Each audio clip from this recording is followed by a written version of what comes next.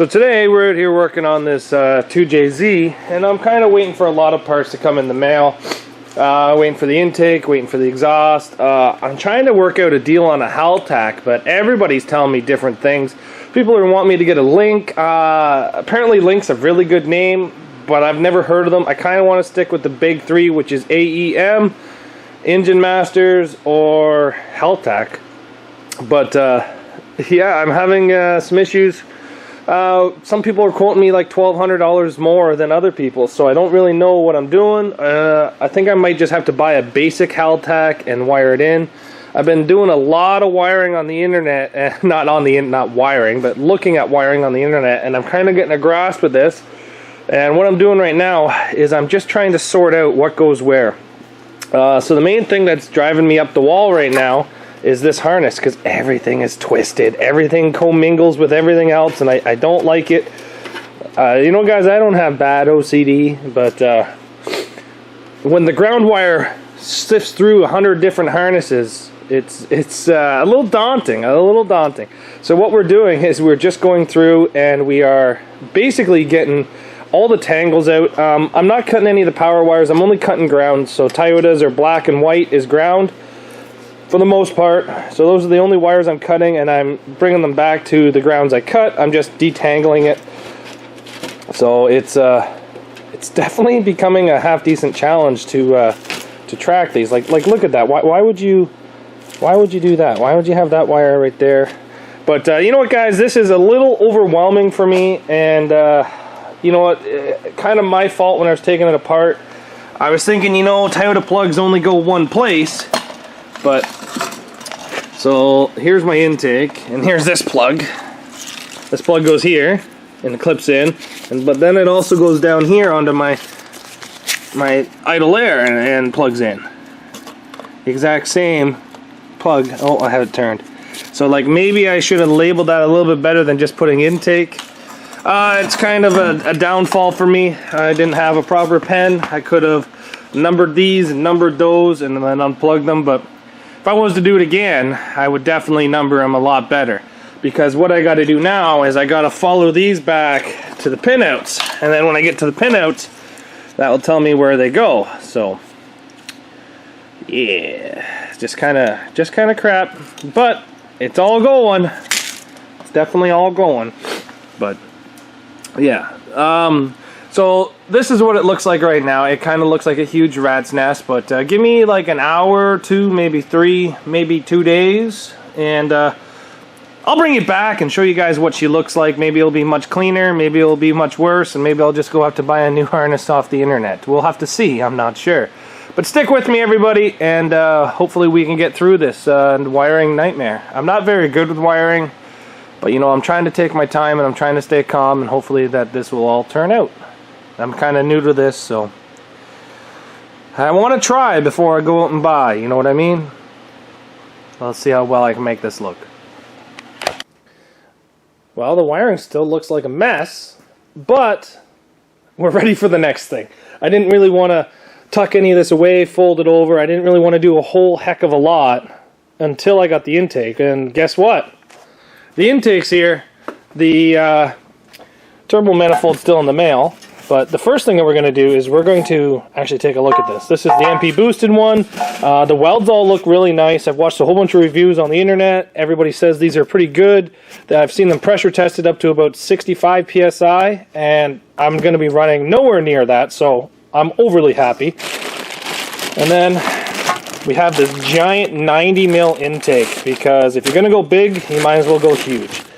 So this bolts right up to the motor, and the other thing I've noticed is that this throttle cable will not reach.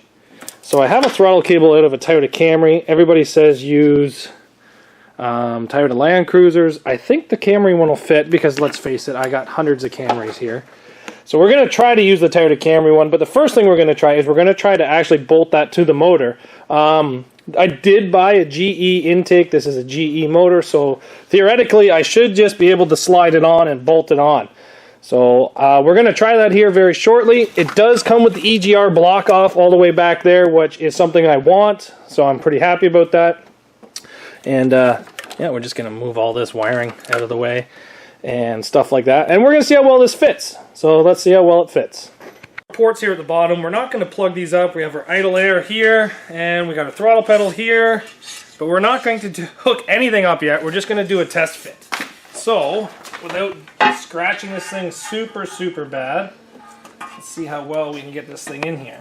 Okay, well, it's hitting the wheel well. That's not a good thing.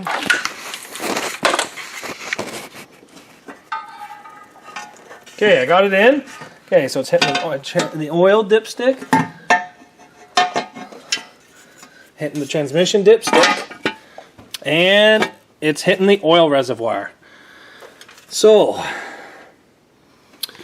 let's take off this power steering reservoir and we'll see if we can get this thing to fit. So far it's supposed to be if she fits, she sits, but she's definitely not fitting, so she's not sitting. So off you come, and let's do this again. So the power steering reservoir was our first option. So believe it or not, this used to be the power steering reservoir. And I had these AN fittings left over. The Boss on one side, AN on the other. And turns out it's a 16 by 1.5 mil thread. And I happen to have that tap just sitting around. It was brand new, never been used.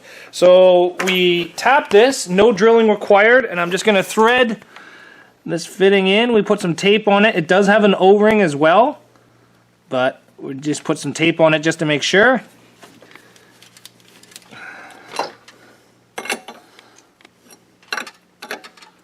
Don't want to do it crazy tight.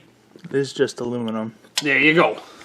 So we were able to tap the cast, put the fitting in, and I'll be able to reroute that to an actual power steering reservoir. I might get like a blow-by can or something that I can, or some kind of reservoir over here. Camry reservoir. Well, it won't work with the AN fitting now. You make it work. Anyway, we'll come up with some power steering reservoir a little bit later. I'm going to put some tape over that. We did drill and tap the pump. We sucked it out, and then we used a lot of brake clean to clean it out, and then we sucked it out again, so hopefully there is no steel inside the pump. So that's the first thing done now. The power steering reservoir is out of the way. I just got to worry about the transmission and the oil right now, and then we'll try to fit it again here in about 20 minutes. Look at that big bugger in there. We got this thing in here. It was actually hitting the brake lines. That's how tight this thing is. We still have to come up with a way to mount the transmission. We don't have any gaskets in there. It's just sitting. We have none of the stuff on the bottom of this. So as of right now, it is just kind of sitting there. That is a huge intake. Look at how close it is to that fucking belt. I know, it's like right there. But you know what? It goes this way, so it goes away from it. You're going to like chop off that line. A wide open throttle. You need like a 90 out the other way. Yeah, we'll do like a 90 this way. Well, you can get another AN fitting that'll go. Yeah, I can get lots of AN fittings. But we got this thing on there, and we still have to do a little bit to the oil, so we're going to probably cut off that tab and maybe try to put a different tab on just a little bit lower and try to tuck it on. We're going to cut this off. We're going to try to relocate the transmission dipstick. But we do have this on there, so as of right now, it does fit, which is kind of nice. This thing here will probably just be bent this way to a power steering reservoir. So, we're going to pull this back off. We're going to put the idle air on. We're going to plug up some of the ports on the bottom and go from there. We're going to take a look inside the kit because the kit actually does come with all the seals. There's your injector bolts. There's your intake. Like, we got all this stuff here. And we're basically just going to go through and see what we can do with this. So, yeah, let's go from there. So we've kind of got the wiring harness cleaned up quite a bit. I did unbolt the igniter and the coil packs because I actually have a D... Oh, this is a DS. I'm looking for a DH. Anyway, I have a DS61. I'm going to check to see if this is the same. It's just out of a Camry I had in my backyard because, let's face it, I got 40 some odd Toyota Camrys here. I've started cleaning up the wiring harness and getting it jammed into here. I have the transmission harness is up here.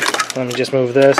This is my transmission harness, so that's going to be fed down and reattached. This is for a evap system. This is for a EGR, so those are two not needed. Here's all my injectors untangled all the way back.